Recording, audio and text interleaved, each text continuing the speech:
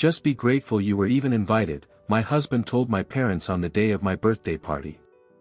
But when my quiet mom responded, the whole room burst into applause. Before we go on, drop a comment and let us know where you're watching from. Enjoy the story. Ruby was rushing around the apartment like a woman possessed. 35 wasn't exactly a crisis age, but it also wasn't just another birthday. She wanted to celebrate it in style, something memorable. The restaurant had been booked a month in advance. The menu was all set, and her dress was hanging in the closet, waiting for its moment. All that was left were the finishing touches. She kept glancing at the clock. Her parents were supposed to arrive any minute now. Scarlett, her mom, had probably already polished her best shoes to a shine. And her dad, Arthur, would be his usual quiet self, calmly observing the chaos while occasionally dropping in a short but thoughtful remark. For them, an evening out like this was a big deal. They rarely left their quiet little town, preferring the comfort of their own home. Ruby smiled just thinking about them. She loved her parents deeply, their modesty, their kindness, their strong values. They had taught her to appreciate the little things, to respect others, to be honest and fair. The doorbell rang, making her jump. That's them, she thought. Ruby hurried to the door and swung it open. There they were, Scarlett and Arthur. Her mom, as always, looked elegant and composed in her favorite pastel suit. Her dad, calm and reserved, simply nodded hello. Mom. Dad. I'm so happy to see you. Come in, come in. Ruby chirped, hugging them both. Hello, sweetheart, Scarlett said softly, looking around the apartment. Everything looks beautiful. It's all thanks to you and Dad, Ruby replied with a playful smile. You raised me with good taste. Arthur walked silently into the room, taking everything in. He wasn't one to talk much, but his eyes said plenty. Ruby knew he was proud of her. Is George working? Scarlett asked as she took off her coat. Ruby hesitated for a second. Yeah. He's in the study. Probably caught up with something. Well, no need to wait for him, Scarlett said, catching her daughter's unease. Let's have some tea and chat while we wait. Ruby let out a quiet sigh of relief. She knew her parents had sensed her tension. Meanwhile, behind the closed door of his study, George was fuming. Everything annoyed him. The suit he had to wear, the stupid dinner at some restaurant, the idea of spending the evening with what he privately called Ruby's simpleton parents. He saw himself as someone from a different world, more educated, more successful, more refined. He hated spending time with people he didn't think measured up. Why did we even have to invite them, he thought, tapping his fingers impatiently on the desk. We could have celebrated alone. Quietly. Or with my friends. With normal people. George never really understood why Ruby wanted to throw such a big party. In his mind, the money could have gone to something more practical, like a new car or a trip abroad. But Ruby had insisted, and in the end, he gave in. The night before, they had a serious fight. Ruby tried to explain how important it was to her that her parents felt welcome and included. But George just brushed her off, calling her naive and overly sentimental. Come on, he said, raising his voice. They don't even get our lifestyle. What's the point of this party? They'll just feel out of place. They're my parents, George, Ruby replied, holding back tears. And I want them by my side on this day. So what? George snapped. What have they ever given you, besides their small-town mindset and outdated values? Those words hit Ruby like a slap. She had always tried to be a good wife, compromising, giving in, making peace. But when it came to her parents, she couldn't stay silent. You have no right to talk about my family like that, she shouted, her voice trembling. They're the best people I know. Oh, come on. Why are you getting so worked up? George smirked. I was just joking. But Ruby knew it wasn't a joke. George meant every word. And that terrified her. The argument ended with Ruby walking out of the room, unable to look at him. She cried for a long time, feeling alone and misunderstood. It felt like a wall had started growing between them, one she didn't know how to break through. Now, looking at her parents chatting peacefully in the kitchen, Ruby tried to push those heavy thoughts away. She just hoped tonight would go smoothly. That George would behave and not ruin everything. She wanted that so badly. She stepped into the study where George sat, eyes glued to his computer screen. "George, my parents are here," she said quietly. "So?" he replied, not even turning around. "Maybe you could come say hi?" Ruby asked, her frustration starting to rise. "Fine." "In a minute," he muttered, still staring at the screen. He finally got up and left the study. Every movement screamed indifference and disrespect. Ruby sighed. She knew the night wouldn't be easy. George greeted her parents with barely concealed reluctance, avoiding eye contact. Scarlett and Arthur responded politely but reserved. Ruby could feel the tension filling the room like smoke. "So," George said, glancing at his watch, "are we going or what? Don't want to be late." Ruby nodded. She just wanted to get out of the apartment and into the restaurant, surrounded by guests. It felt like it would be easier to hide her anxiety there and pretend everything was fine. They left the house and got in the car. George, as usual, took the driver's seat. Ruby sat next to him, her parents in the back. The entire ride was silent. The quiet pressed down on Ruby like a weight. She wanted to talk to her parents, to share how she was really feeling, but she was afraid George might overhear. Finally, they arrived at the restaurant. The venue Ruby had picked for her birthday was tastefully decorated, elegant but not over the top. The soft lighting reflected in the polished wine glasses, filling the room with a warm, cozy glow. Guests began to arrive, greeting Ruby with hugs and heartfelt congratulations. Friends, co-workers, distant relatives, they had all come to share this important evening with her. Still, despite the festive atmosphere, Ruby couldn't shake the tension inside her. Deep down, she was afraid George would once again show his disrespect for her parents and ruin the night completely.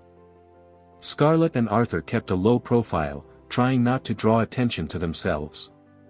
They felt a little out of place in the upscale restaurant among the well-dressed crowd. Scarlett quietly whispered to Ruby, complimenting the beauty of the venue and the elegance of the table settings. Arthur, as always, said little, but gave a few approving nods to show his support. George, on the other hand, was laughing loudly with his friends, cracking sarcastic jokes and clearly enjoying himself. He made a point of ignoring Ruby and her parents, as if they weren't even there. Ruby saw Scarlett and Arthur exchange a glance, trying to hide their discomfort and hurt. Shame washed over her, she couldn't believe how her husband was acting. The waitstaff began serving appetizers, and the guests gradually took their seats. Ruby ended up between George and her best friend Iris.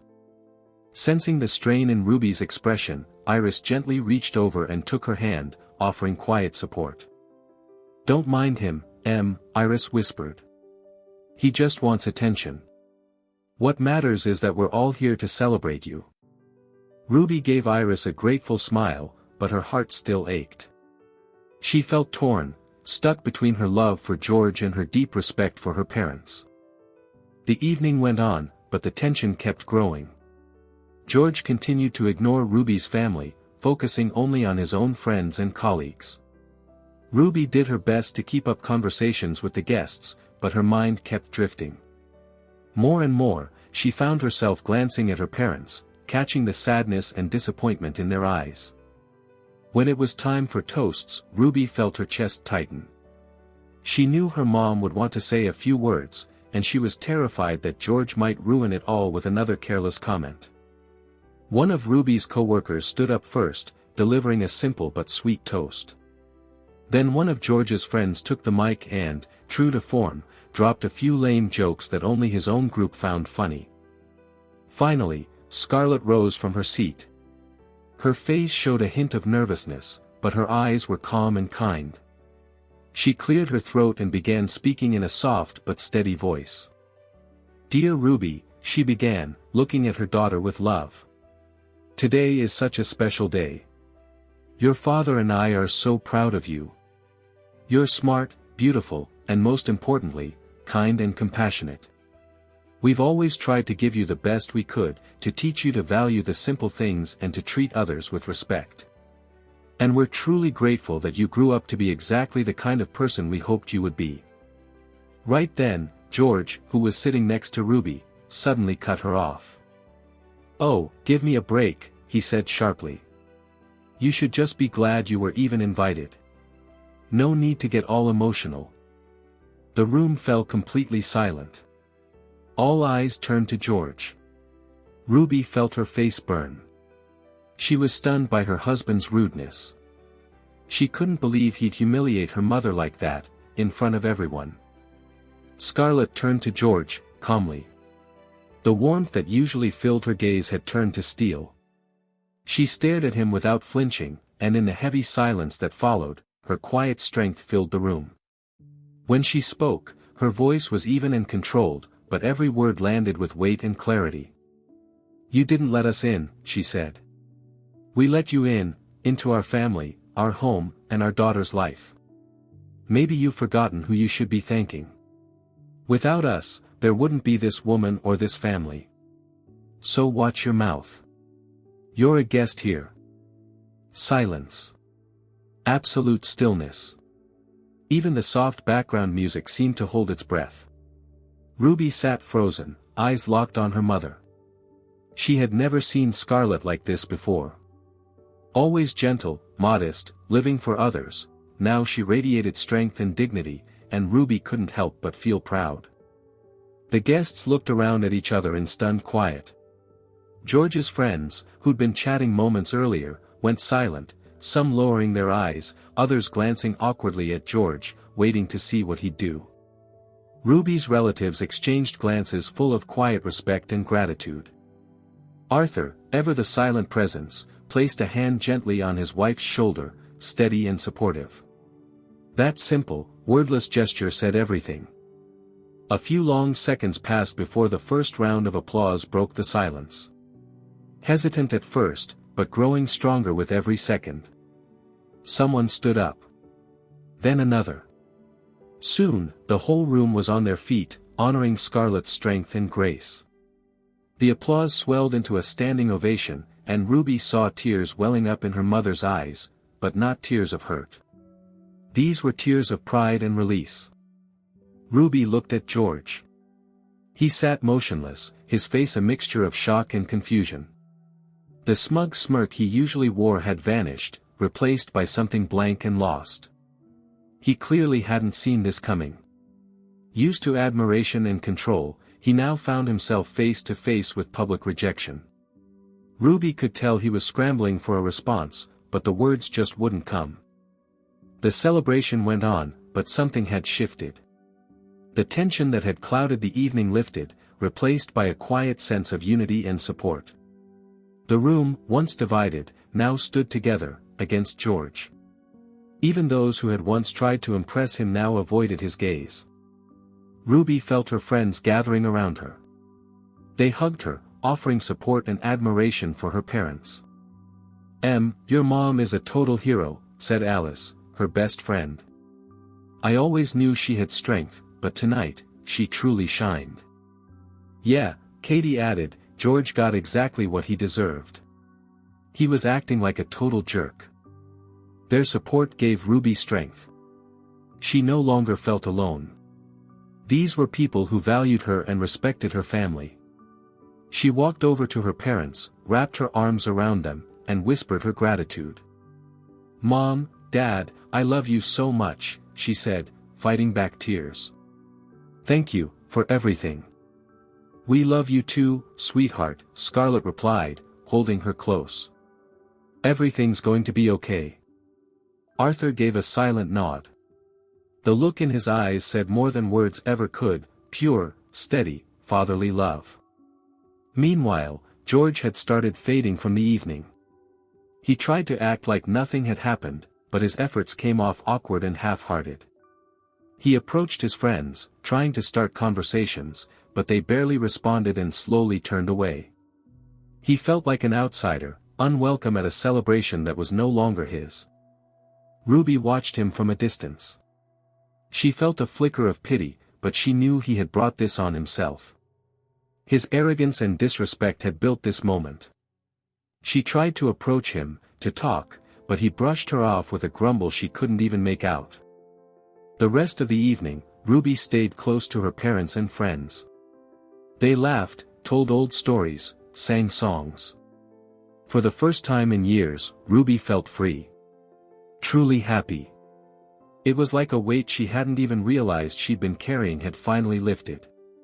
She knew then, she couldn't keep living the way she had been. She wouldn't let anyone, not even George, belittle her or her family again. By the time the night came to an end, Ruby was completely drained, but also relieved. After what had happened at the restaurant, she couldn't bear to go back to the apartment with George. She said quick goodbyes to the few guests who were still lingering, called a taxi, and went home with her parents.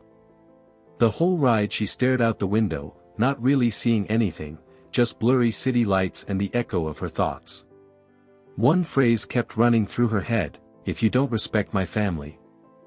When the taxi stopped in front of the familiar building, Ruby felt a lump rise in her throat. Inside, the apartment was quiet. A night light in the hallway cast a soft glow on the walls, covered in old family photos. Ruby slipped off her shoes and walked into the living room. Scarlett wrapped her in a strong hug. Arthur gave his usual silent nod, steady as ever. And in that silence, Ruby felt more love and strength than in 1,000 words. "Mom, Dad. I'm sorry," Ruby whispered, her voice catching in her throat as the tears started to rise. "Oh honey, don't say that," Scarlett pulled back and looked into her eyes. "You have nothing to be sorry for. He's the one who doesn't get what family really means." Ruby leaned into her mother's arms, feeling the warmth melt the ice that had built up inside her. Then she told them everything. Her doubts. The constant pressure from George. How he treated them with indifference. She spoke in a rush, between sobs, her words tumbling out in broken pieces, but she kept going. She had held it all in for far too long. Her parents listened silently, occasionally exchanging glances. When Ruby finally finished, Arthur got up and walked over to the window. He stared out at the night city for a while, then turned to Ruby and said just a few simple words. "You're strong. You'll get through this." And that was all she needed to hear. The night passed in a haze of sleepless thoughts. Ruby lay on the living room couch, wrapped in an old blanket, staring at the ceiling. Her mind wouldn't stop racing. She replayed all the years she'd spent with George, the good times and the bad, trying to figure out where it had all gone wrong. When had she let him treat her like this? And why? She found no answers. By morning, her parents were already in the kitchen. The smell of fresh coffee and frying pancakes filled the apartment, bringing with it a sense of warmth and comfort. For the first time in days, Ruby felt just a little bit lighter. At breakfast, no one mentioned the night before. They talked about the weather, the news, weekend plans. That normalcy helped Ruby steady herself. After they ate, she knew she couldn't wait any longer. She had to talk to George. She needed to end this. She picked up her phone and dialed his number. The ringing felt endless. Just as she was about to hang up, he answered. "What?" George's voice was flat, annoyed. "George, we need to talk," Ruby said firmly. "About what?" he snapped. "Your mommy's little drama show last night." "About how you don't respect me or my family," she replied, keeping her voice steady. "And how I'm done living like that." There was a long pause. Ruby's heart pounded in her chest. "You're kidding," right? George finally said. You really think I'm gonna beg you to stay? Go ahead. Leave. One less problem for me. Those words, cold, careless, tossed out like they meant nothing, were the final straw. Ruby realized there was nothing left to say. All right then, she said. Goodbye. And she hung up. The next day, Ruby returned to their apartment to pack her things. George was at work. She moved quickly, methodically, folding clothes into suitcases without letting herself get distracted. But everything she touched held memories, reminders of what could have been, and never was. Suddenly her phone rang. It was George's mother, Charlotte. Ruby knew this call wouldn't be easy. Ruby, what is going on? Charlotte's voice was cold and sharp. George told me you're leaving. Do you even realize what you're doing? You're tearing this family apart. I'm not tearing anything apart, Ruby replied, trying to stay calm. I just can't live with someone who doesn't respect me, or my parents. Nonsense, Charlotte snapped. George is just a little hot-headed. He loves you. You should forgive him. I tried, Ruby said quietly. But I can't anymore. You'll regret this, Charlotte shouted. You'll end up alone. No one will want you, with your little family tagging along. Ruby didn't answer. She simply ended the call. After packing her things, Ruby stepped out of the apartment and left the keys on the table. She felt empty, but also free. For the first time in a long while, she felt like she was in control of her life. The first few days after the breakup were tough. Doubts, fears, memories, they all came crashing in. But Ruby did her best not to let them consume her. She knew she had to stay strong, for herself, and for her parents. She spent a lot of time with them. They comforted her, supported her, helped her work through the pain. With them, she remembered what a real family felt like. A family that loves you, accepts you, and never makes you feel small. Her friends stepped up, too. They dragged her out of the house, took her to movies, to cafes, or just sat and talked for hours. Thanks to them, Ruby realized she wasn't alone. She had people in her life who truly loved and valued her. Slowly, Ruby began to find her way back to a normal life. She threw herself into work but also made space for new experiences and new connections.